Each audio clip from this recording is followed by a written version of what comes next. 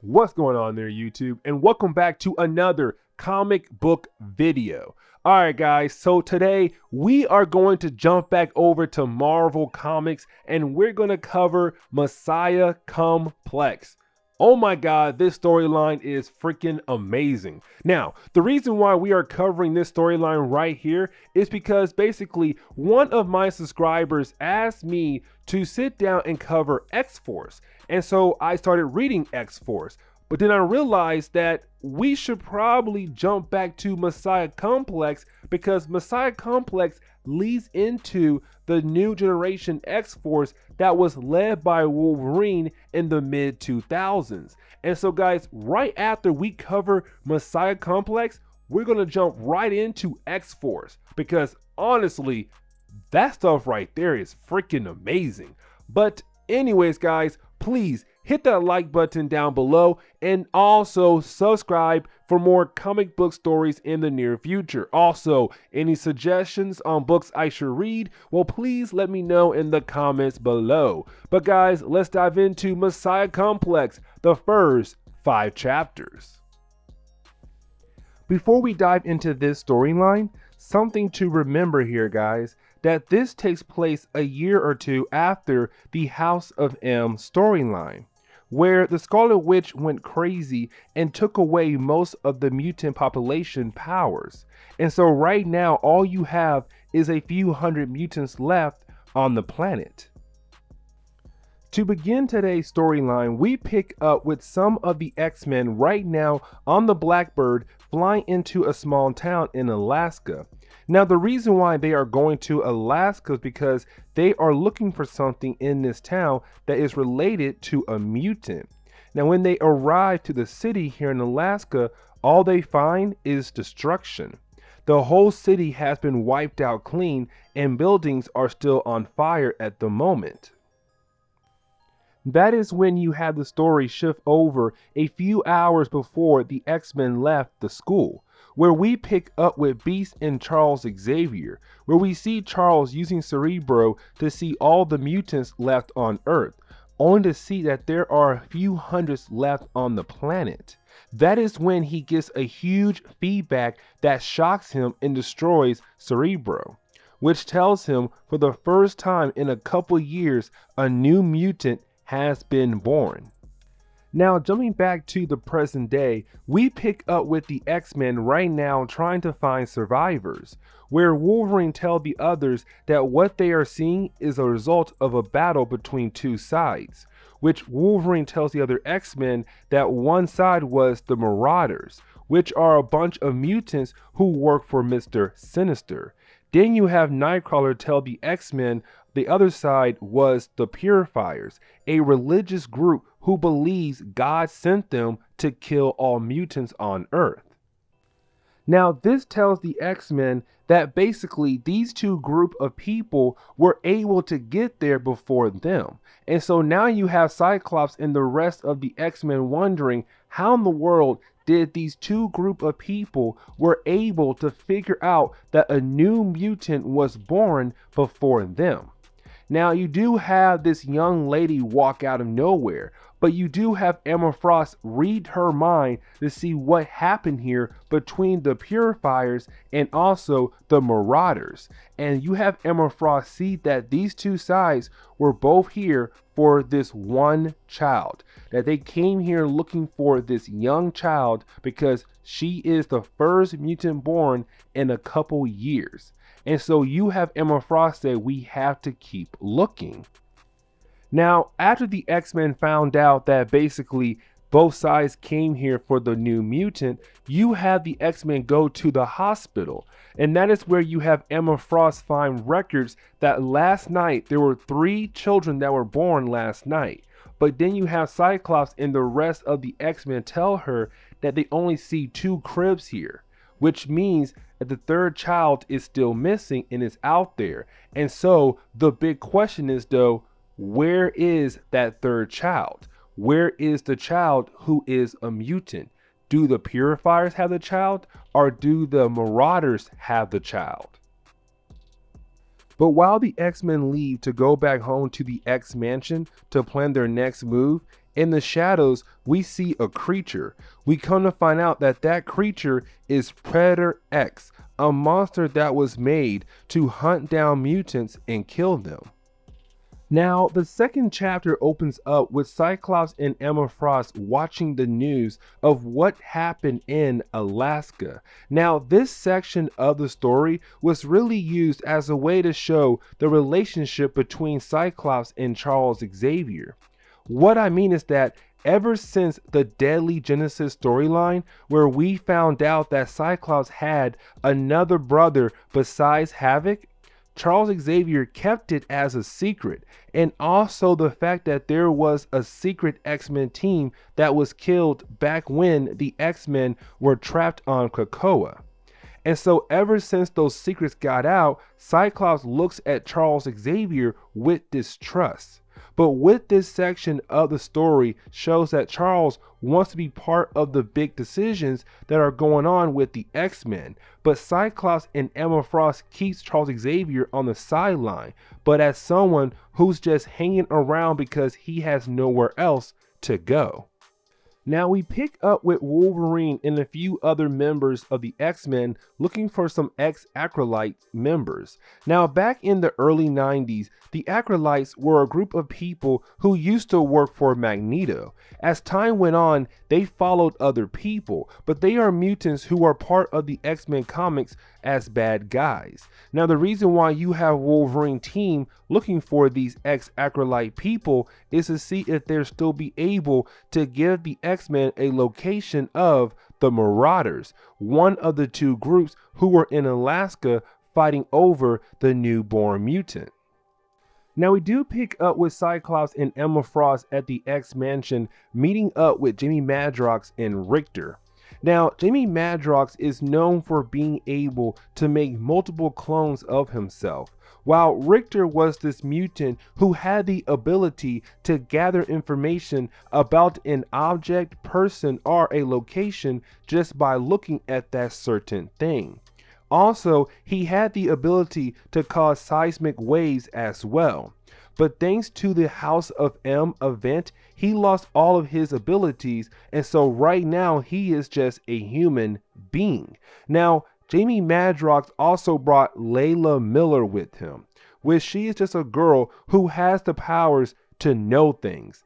Legit, that is her powers, to just know things. Now you have Cyclops get Jamie, Richter, and Layla up to speed on everything that had happened so far. But then you have Cyclops tell Richter why he was called. Since he lost his powers, he is just a human being. And so Cyclops is going to send him in undercover to see if the purifiers have the baby. Now we do get a 2-page setting where we see the professor talking to Beast, which these two have a close bond because Beast was one of the first few X-Men, and so Beast and Xavier kind of go to each other to get a little help on certain topics, which we see that the professor is worried about the whole Cyclops not trusting him. Now we come to find out that from Cyclops that Wolverine and his team from earlier were able to get a lead on where to find the Marauders and Mr. Sinister. And so now they can see if the Marauders have the baby or not.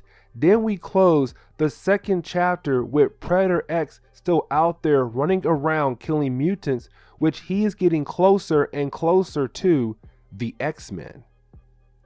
Which we pick up with Wolfsbane, who is this character who has the ability to turn herself into a werewolf kind of character. Now the reason why we pick up with her is because this is Cyclops' plan to get Richter in with the Purifier group, which you have her attack one of the group base and then tries to leave, which she runs into Richter where he pretends to shoot her because he hates her.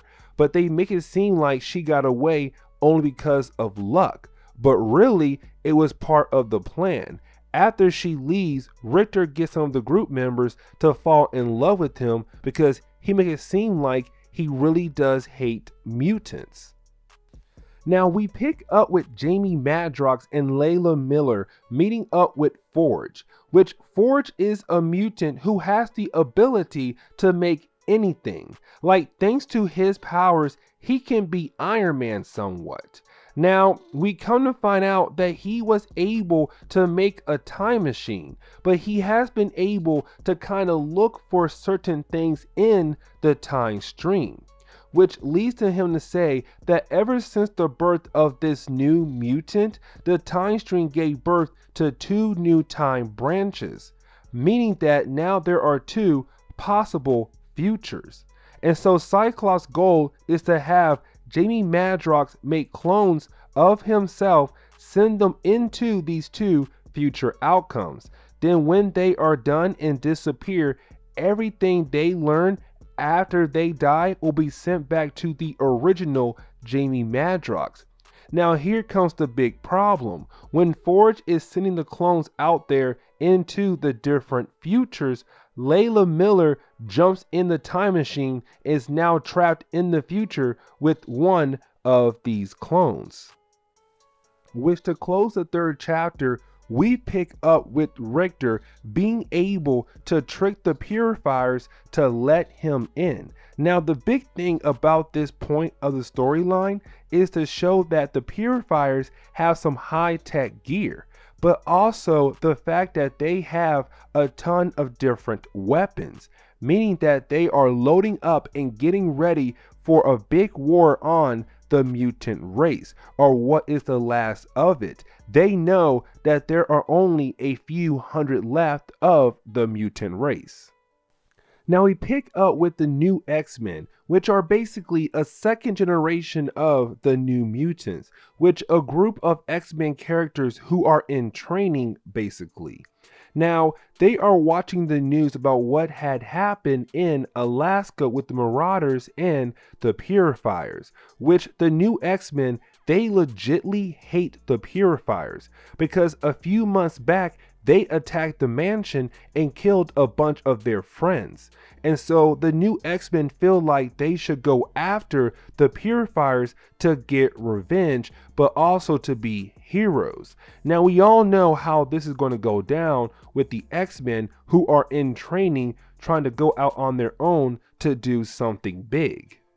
And so we do pick up with Richter again, which this is only a 2-page setting where we see him still pretending to work with the Purifiers to learn if they have the baby, but also the fact what other things they are up to as well, which he finds out that they have multiple bases with the same amount of loads of weapons ready to go, but also they have a new group of people to work with. The question is, who are their new group of people they are teaming up with? Now we pick up with Layla Miller and one of the clones of Jamie Madrox. Now remember that they are trapped in one of the two possible futures, where at first it seems like everything seems normal. But once Layla and the clone of Jamie go to an old library, they find some information that they captured all of the mutants and put them in a camp. So kind of like Days of Future Past, but this is a different future. But you have Layla and clone of Jamie go to this camp to just get a look at it, and they see that it is a huge camp that is heavily guarded. Now we do pick up with Wolverine and his team of X-Men, where we see him right now heading to the possible location of the Marauders, which all we get in this chapter is them arriving and getting ready to battle against them. That is it really for them in this chapter.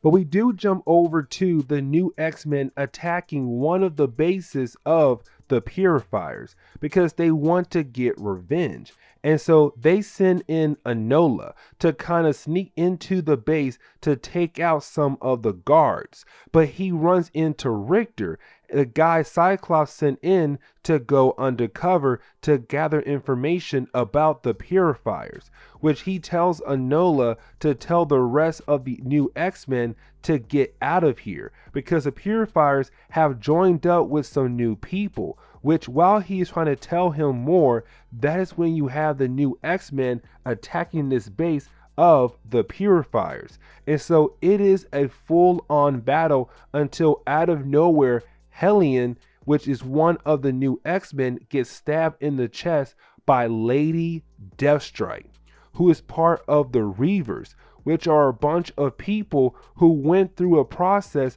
to get cybernetic body parts to help them kill mutants.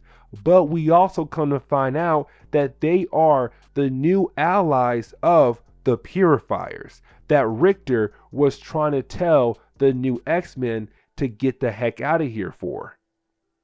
Now we pick up with Wolverine team fighting against the Marauders and Mr. Sinister. Now Emma Frost is there telepathically to kind of keep Mr. Sinister busy so that Wolverine and his team can figure out if they have the baby or not, which the plan is working, and so Wolverine's team is wiping the floor with the Marauders. Now we pick up with the new X-Men while they are fighting against the Reavers and also trying to save Hellion, who was stabbed by Lady Deathstrike. Now you have Pixie there teleport every single member of the new X-Men and also Richter the heck out of there. Now kind of like Nightcrawler, Pixie cannot teleport a large amount of people at once. And so with that being said, when she teleports everyone out of the base of the Purifiers, she almost killed herself and the others doing that. But with that happening, she sends a psychic shockwave to Emma Frost, which tells her that her students need her help right now. But with her focusing on that, she stops trying to keep Mr. Sinister busy for Wolverine's team. So with Emma Frost being unable to stop Mr. Sinister, the Marauders began to beating up on Wolverine and his team to the point where they are being taken out one by one. They are near death with everything that happens to each member. But the biggest thing about this part of the storyline is that Wolverine tells Nightcrawler to tell Cyclops that they don't have the baby. He knows who has the baby. Before we find out who, he just says he has her. But Nightcrawler gets taken out before being able to tell Cyclops who it is. Now we pick up with Cyclops, Emma Frost, and Bishop, who are trying to think on what to do next. That is when they get attacked by Sentinels. Now this is huge because after the House of M event, which again brought the mutant race down in the numbers, the American government put Sentinels, who are piloted by humans, as a way to protect the last few people of the mutant race from any harm. But something happens to the pilots and they lose control of the Sentinels and they attack the X-Men at the X-Mansion. Now this is where we come to find out who really has the baby, which we come to find out that it is Cable. Cable is the one who has the baby at this exact moment. But guys, this is where we are going to end today's video. So guys, please hit that like button down below and also subscribe for more comic book videos in the near future. Also, any suggestions on books I should read, well, please let me know in the comments below. Guys, you never know, your suggestion could be a future video down the road. But guys, please hit that like button and subscribe. And I'll see you in the next comic book video. Later, guys.